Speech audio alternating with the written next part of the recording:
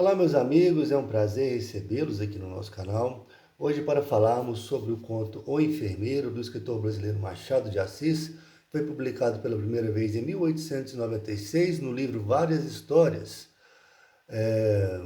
Porém, antes de continuarmos, de entrar na narrativa, eu gostaria de pedir aos colegas a gentileza de se inscrever no nosso canal, de curtir nossos vídeos, de nos acompanhar no YouTube, que nós ficaremos muito gratos. Vou mostrar para vocês aqui a minha edição de contos escolhidos, né, clássicos da literatura, do Machado de Assis, uma edição bastante barata, que eu comprei no sebo, e que tem uma série de contos, né, alguns mais conhecidos, outros não. E esse conto, O Enfermeiro, ele dispõe apenas de 8 páginas, né, um conto bastante curto, que demanda bastante pouco tempo, de uma leitura bastante tranquila. Pois bem, a história é sobre um copista, né, de 42 anos, chamado Procópio José Gomes Valongo, que tinha um amigo que era padre, né? E ele fazia cópias de textos eclesiásticos para esse padre, ele já contava com 42 anos, né? Não era nenhum jovem. E esse padre, como cortesia, como gentileza, né? Eles foram colegas de colégio na infância, ele cedia ao Procópio casa, comida e mesa. Mas aí, passado algum tempo, esse padre, amigo do narrador, do protagonista, né? É, enfatizando aqui que é uma narrativa em primeira pessoa, né? Onde que o narrador ele dá uma ênfase muito grande na sua própria história, né? Na sua própria pessoa. O amigo, né, o padre, ele recebe uma carta de um vigário que era lotado no interior, né? A história é no estado do Rio de Janeiro, ele morava na capital. E esse amigo, esse vigário diz que precisava de um enfermeiro, que havia um coronel na cidade, muito doente, e que ele dispensou o último enfermeiro e que precisava de uma pessoa que se candidatasse, né, que se habilitasse a ocupar esse cargo. O padre afirma ao Procópio, ele topa na hora, né, e fica até curioso, porque como que um emprego que ofertava uma remuneração nada discreta, né, significativa, não havia sido preenchido antes, né? Então, mas ele aceita e ele vai para o interior. Chegando lá, ele tem uma conversa com o vigário, né, sobre os detalhes, e ele é advertido que o coronel é uma pessoa do gênero bastante difícil, né? Que é uma pessoa de vivência bastante complicada. Ele fica um pouco apreensivo, né, mas ele não tem muita escolha, né, já que ele já está ali, ele vai lá, tenta ser otimista, e tem uma conversa com esse coronel, que a princípio mostrou-se um pouco diferente, até fez uma risadinha de deboche, mas em princípio não fez nada ali, né, que expulsasse o nosso protagonista do trabalho logo na primeira entrevista, né, na primeira conversa. Mas aí ele assume o serviço e, passado algum tempo, né, um curto espaço de tempo, na verdade, uma semana aproximada de lua de mel, ele começa a perceber com quem que ele estava lidando, né? O coronel Felisberto, né? Ele era uma pessoa bastante doente, que ele tinha aneurisma e várias outras doenças, né? Saúde bastante debilitada. Ele era extremamente arrogante, complicado de se conviver e começou a injuriar, né? Insultar é, o, o nosso enfermeiro, né? O nosso protagonista, dispensando a ele as palavras de mais baixo nível, né? Podemos dizer assim. E passado algum tempo, o Procópio ele decide que ele vai largar o trabalho, né, que vai abandonar, etc. E o próprio coronel o procura e fala assim: você desculpa, eu sou assim, difícil, mas vou tentar melhorar, e o convence a permanecer, já que, mesmo o coronel podendo pagar, né, nós não tinha muita procura, né, pelo tipo de trabalho que ele oferecia. Ninguém queria, de fato, conviver com ele, né? Ele era extremamente queimado na cidade em razão da sua natureza ruim. E o Procopio resolve permanecer por mais né, dar uma segunda chance para o seu enfermo, mas passados alguns dias a situação deteriora novamente. Ele arremessa um prato de sopa contra o Procópio numa hora do jantar, que erra, né? Mas ele decide que vai embora mesmo e vai sair dali. e acaba que o vigário conversa com ele e ele dispõe a ficar mais um mês até que outra pessoa fosse localizada, né? Sem falar que também nessa altura já tinha ocorrido agressões físicas, né? Não apenas os insultos, mas havia tomado algumas bengaladas já do coronel, o que deixou a situação de convivência bastante complicada. Mas enfim, ele decide que vai ficar mais um mês até que outra pessoa fosse encontrada, né, para tomar o seu lugar. E numa noite ele está preparando lá o coronel para dormir no quarto e eles têm uma discussão lá e o coronel Felisberto ele pega uma botija, né, daquelas de água é, e uma moringa na verdade, né, e arremessa e pega bem na cara do Procópio, bem na bochecha, né, e com a pancada ele fica cego de raiva. E ele avança sobre o coronel ali, em cima da cama, e o estrangula, né? Esgana ele ali, né? A hora que ele percebe, ele havia, né, matado o coronel, né? Matar de raiva.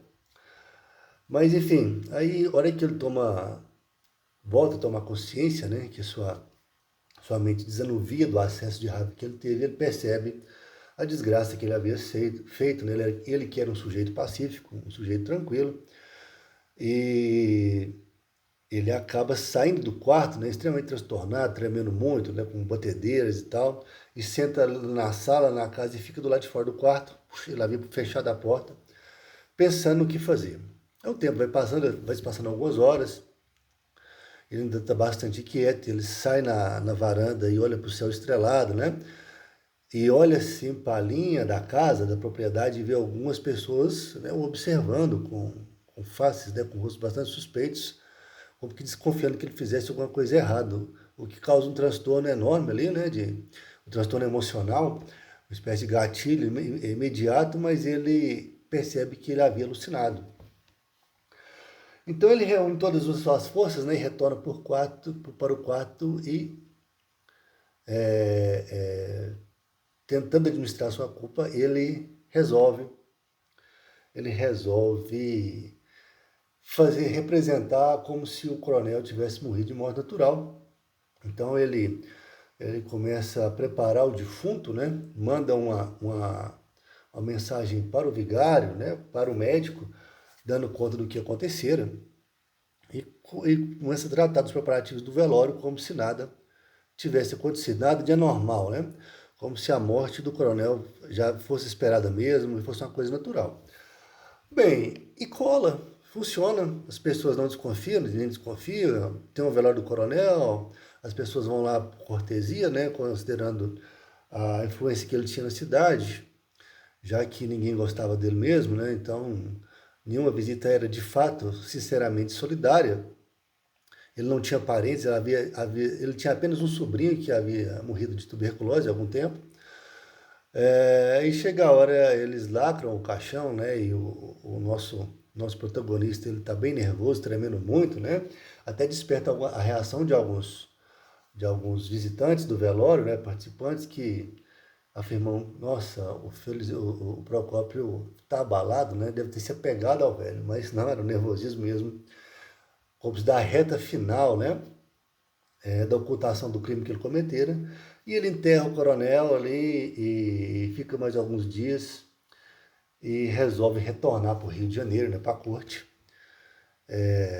porque na história, né, ele inicia dizendo que ocorreu no ano de 1859. Mas, enfim, ele retorna, né, para a cidade e segue a sua vida normalmente quando ele recebe uma carta, né, do vigário, da cidadezinha do interior de morava o coronel, dizendo que foi lido o testamento, né, do defunto, e o coronel havia deixado ele como herdeiro universal, né? Ele havia herdado toda a herança do velhote, né, que era uma quantia nada desprezível, uma quantia bastante generosa, e de forma que nesse momento ele é assaltado por uma sensação de culpa, né? Olha, para você ver, o velho, apesar do gênio difícil, havia, de fato, ali na sua condição de abandono, criado vínculo com o enfermeiro, né, com o Procópio. E, de fato, talvez ele não sabia, né, manifestar nenhuma forma gentil, porque era da sua natureza, nenhuma palavra gentil, né, nenhuma forma de cortesia. E aí o nosso narrador, ele diz que não vai aceitar a herança e tal, o pessoal, não, você tem que aceitar. E ele começa a refletir sobre a questão e ele começa a criar subterfúgios psicológicos, né, intelectuais, para tentar moralizar, legitimar o recebimento dessa herança, né? Dizendo que, primeiro, que ele ficaria com a pequena parte, que ele doaria tudo para os pobres, né, para a igreja, e etc, etc, e coisa nesse sentido. E ele acaba viajando lá para o interior, né, para tomar posse dessa herança. Ele entra em posse da herança, né, tudo certo, tudo legal, e ele manda construir uma lápide, né, um túmulo de boa qualidade para o coronel, mas ele começa a criar mais subterfúgios psicológicos para poder gastar de fato essa herança, né? Sem ficar de consciência pesada. Então, conversando com outras pessoas, todos diziam que o coronel era uma pessoa infernal, né? Que era uma pessoa má, uma pessoa vil, e que ele estava fazendo hora extra aqui na Terra, e que ele deveria ter morrido há muito tempo, e que de fato a saúde do coronel estava bastante debilitada, e que ele morreria dentro de poucos dias ou poucas semanas, né? Num curto espaço de tempo, porque ele estava bastante ruim. E aí o Procópio foi tentando se convencendo que de qualquer forma ele ia morrer, né? Então ele havia apenas antecipado a questão. Ele decide se desfazer de uma parte bem pequena da herança, né? Então ele, em princípio, ele tinha a intenção de distribuir para quase todo, né, o recebido, mas ele acaba dando apenas uma esmola aqui e outra ali, comprando mobiliário com a igreja, pedindo para rezar uma missa, e ele acaba ficando com o dinheiro né, da pessoa que ele assassinara, né, e levando uma vida boa.